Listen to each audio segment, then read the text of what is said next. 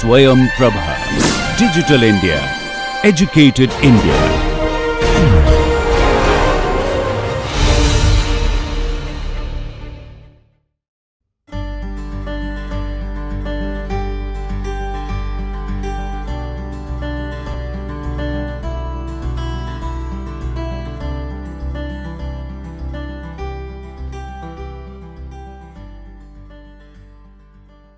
So welcome to this session on a special reaction which is called as the E1 conjugate base reaction, E1CB reaction.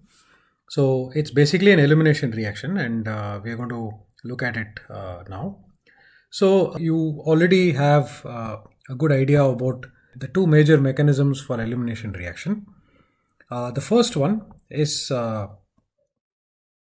E1 or E, where you have let's say a system like this, and you have the loss of bromide, or you could also have OH2 plus, which can be lost, etc., etc. Okay, so this is going to be lost, and you're going to produce a carbocation. All right, and once this carbocation is formed, multiple things can happen, including substitution, etc. But one possibility is that this can sort of lose a proton, and this proton loss can be facilitated by a weak base, and this gives you the eliminated product. So this mechanism is referred to as E1. Okay. Now we also know the other important mechanism that we are familiar with, which is the E2. So in E2, you normally use a strong base.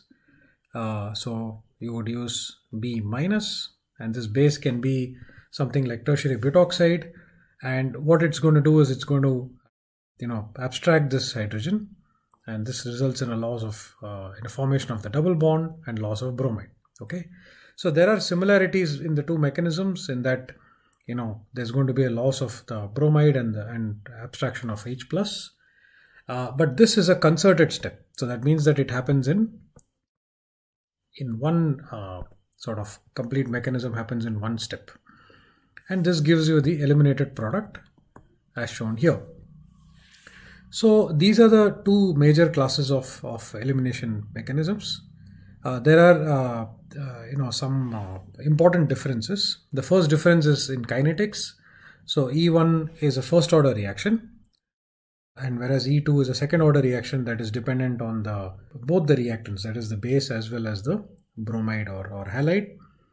And the second important mechanistic aspect is that in E2 is a concerted step. That means it's a single step reaction, and whereas E1 is a multiple step reaction. And there are probably other important differences such as the selectivity. So for example, in E1 you invariably end up with a mixture of eliminated and substituted products.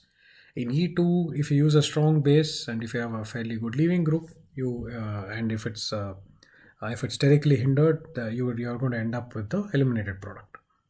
Now what we'll look at now is another important mechanism, and here is the reaction that we want to first understand. Okay, so here is a compound. I'm just going to call this as R, and when this is exposed to hydroxide ion, the product that is formed is this. Okay, so let me just number it so that we can clearly understand this. 1, 2, 3, 4, 5, and this whole thing is 6. So 1, 2, 3, 4, 5, and this is 6. Okay, so you get this as the product. Now the important thing here is that the leaving group is the hydroxide is basically the leaving group here, and this is a pretty terrible leaving group. We know that hydroxide ion is among the poorer leaving groups. Okay, so it's unlikely that you're going to have the hydrogen abstraction and loss of hydroxide ion in a single step. And carbocation formation is also very unlikely because there's no, you're in strong base and there's no real reason for OH minus to leave. So considering both these situations, we may propose a mechanism which is quite different. So the first step in this mechanism is our familiar reaction, which is basically the formation of the enolate.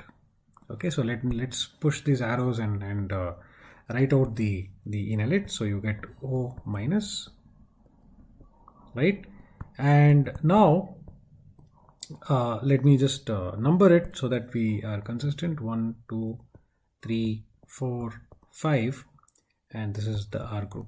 Okay. Now in the second step, one can imagine that this kind of a rearrangement can occur where hydroxide ion is lost and you get the olefin.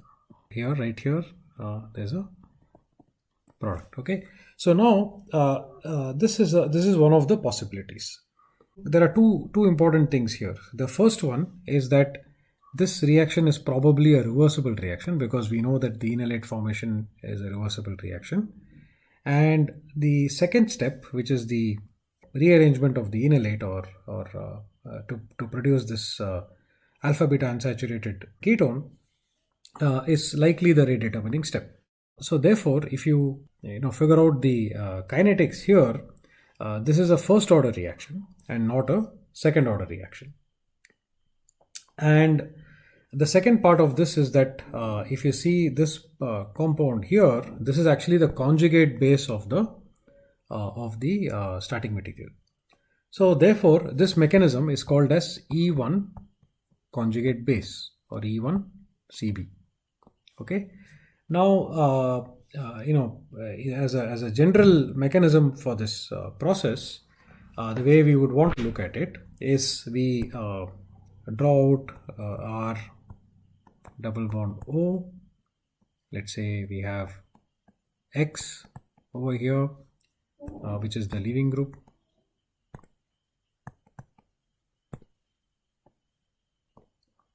R1, R2, let's call this as R3. Now the product that is formed is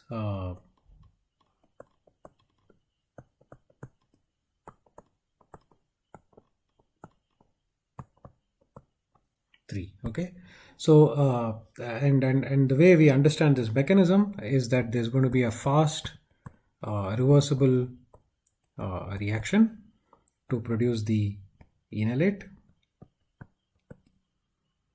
Okay, and then there is a slow elimination to kick out the product.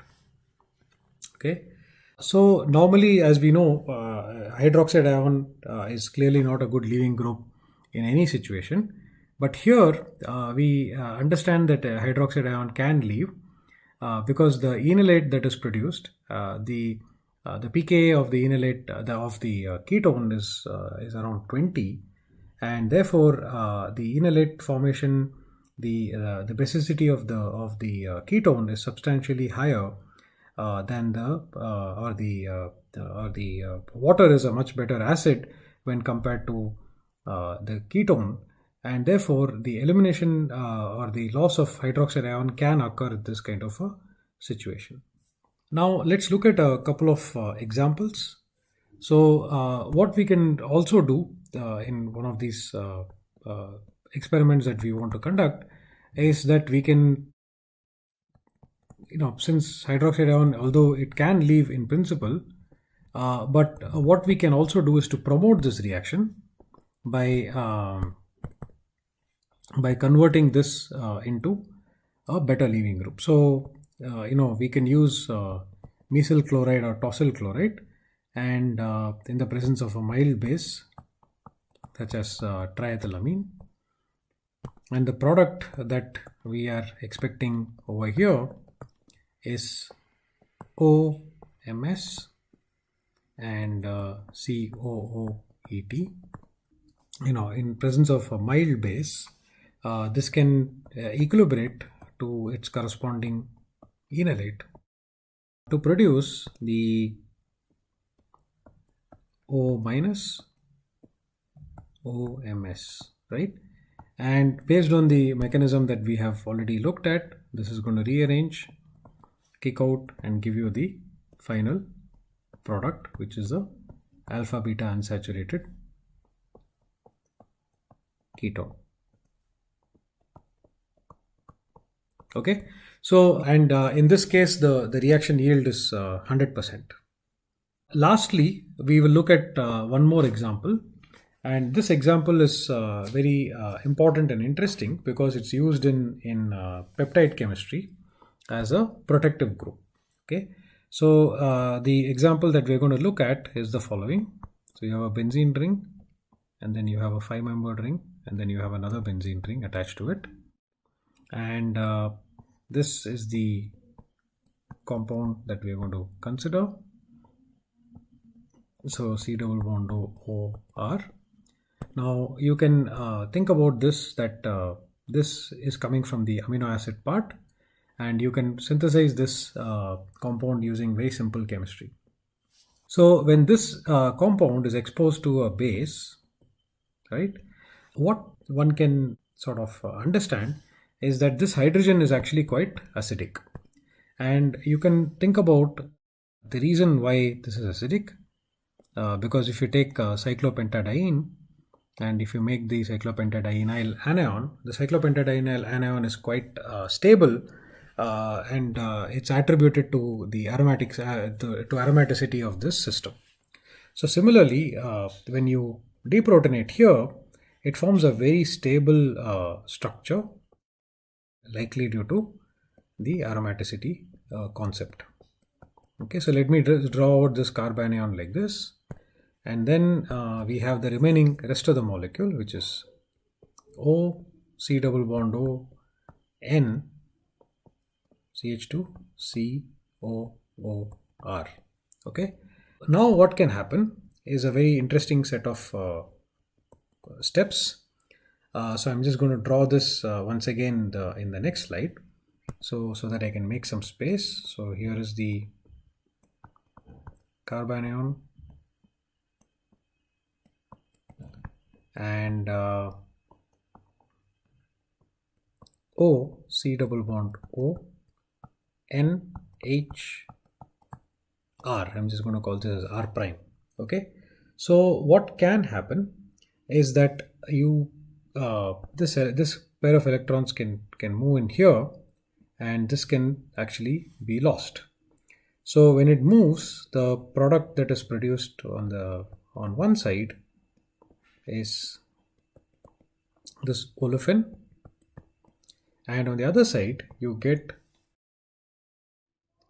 O minus C double bond O, N, R prime, and this has an H here. Okay, so what can happen is that if there is some H plus that is floating around in solution, you can imagine that this can pick up this proton in the process and produce CO2 and R prime NH, NH2. Okay, so which is basically the amino acid product, right?